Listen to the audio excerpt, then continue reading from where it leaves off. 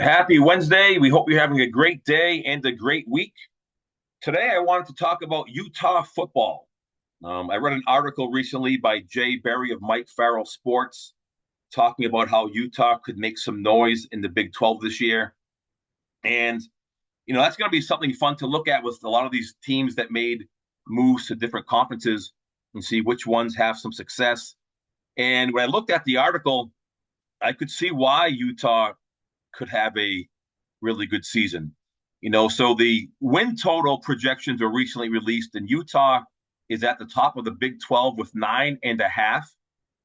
And, a few of those reasons, obviously, they have coaching stability with Kyle Whittingham entering his 20th season with Utah. They had some success in the Pac 12, where they won back to back Pac 12 championships in 21 and 22. And last year they had a few players injured, including Cam Rising, but they get some of those players back this year. Cam Rising is back. That is huge for them. They'll get running back Micah Bernard back, who missed 11 games last year. One of their tight ends is back, who was injured last year. And then they added a few players through the portal. One of them is a player that ESPN says is Utah's most exciting transfer portal addition, and that's Dorian Singer, coming over from USC, and he was previously at Arizona.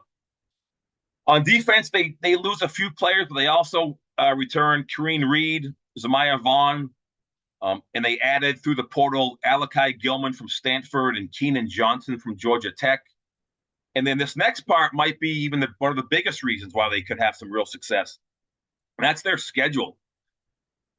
4 of their conference games are against teams that have win projection totals of less than 6 games.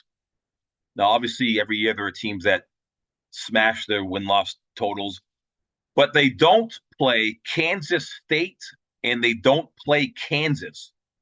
So those are 2 tough matchups that they avoid. They do play at Oklahoma State. Right now, Oklahoma State's win-loss total is 7.5. But they have a lot of players returning. They have almost their entire offense. Bowman is back at quarterback. Ollie Gordon is back at running back.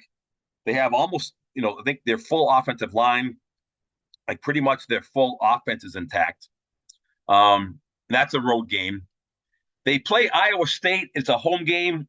Now, again, Iowa State's win-loss total projection win per total is not that high, but they're a team that has a lot of players returning. They have quite a bit of experienced starters back. So Oklahoma State and Iowa State could be challenging games, fun games. Their first conference game is home. That's against Baylor. So when you look at their coaching staff, you look at the players they have in the roster, obviously getting Cam Rising back is huge. And you look at their schedule, I think Utah right now is set up to have a pretty good season their first year in the Big 12.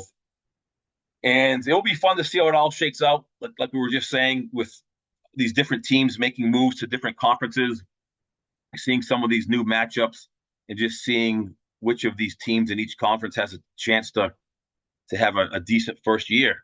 So leave your comments below. What do you think about Utah? What do you think about the Big 12 this season?